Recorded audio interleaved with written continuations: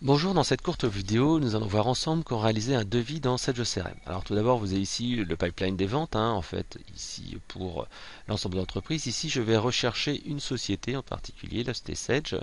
Je vais ici aller regarder dans les opportunités et je vois en fait tous les opportunités, c'est-à-dire les affaires que j'ai encore avec ce client. Ici, si je rentre dans cette opportunité-là, je vois qu'il y a 30 000 euros et je vois que j'ai une autre affaire ici, un dossier prospect.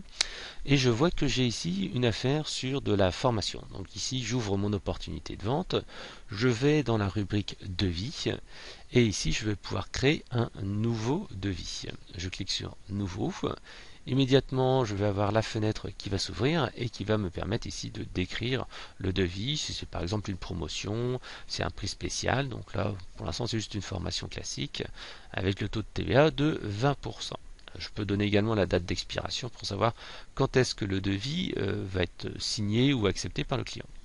Je clique sur sauvegarder, je passe maintenant à la réalisation du corps du devis. Ici, avec le bouton nouveau, je peux choisir en fait dans mon catalogue article un certain nombre de produits. Ici, dans les prestations, je choisis par exemple de la personnalisation, de la formation.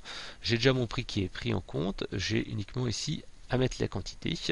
Donc ici, dans mon devis, immédiatement, j'ai les différentes informations qui sont prises.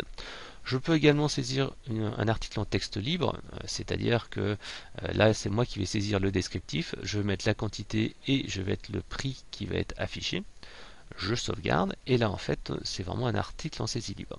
Je peux également rajouter un commentaire que je vais mettre sur la troisième ligne où je vais rentrer quelques petites informations supplémentaires dont a besoin le client pour signer son devis. Par exemple ici j'indique que c'est pour 4 personnes et qu'il faut réserver une salle par exemple.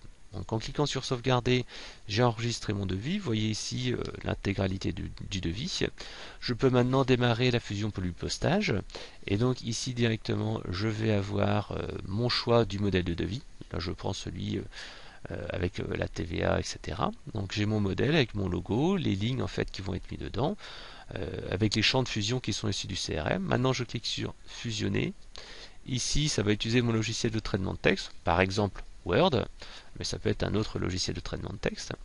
Ici, je peux visualiser en amont mon devis pour voir à quoi il ressemble. Ici, il y a mon logo, il y a les différents éléments de mon devis. Alors, ce qui est intéressant, c'est que je peux quand même modifier mon devis si je le souhaite.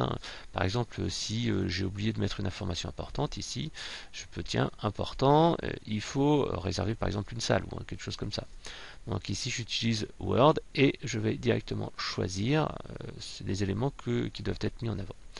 Donc comme ça, j'ai une liberté importante pour modifier mon devis. Une fois que c'est fait, je clique ici sur poursuivre et je vais pouvoir ici enregistrer mon courrier. Donc mon courrier va être enregistré dans mon CRM et je saurai exactement ce que j'ai fait avec mon client puisque ma communication va être enregistrée et archivée dans les échanges, l'historique des échanges que j'ai eu avec mon client. Pour cela, en fait, pour vérifier, il suffit que je retourne en fait dans mon devis.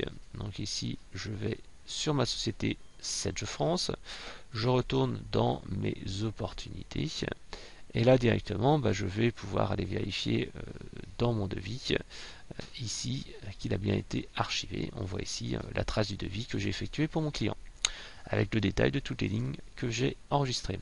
Et voilà.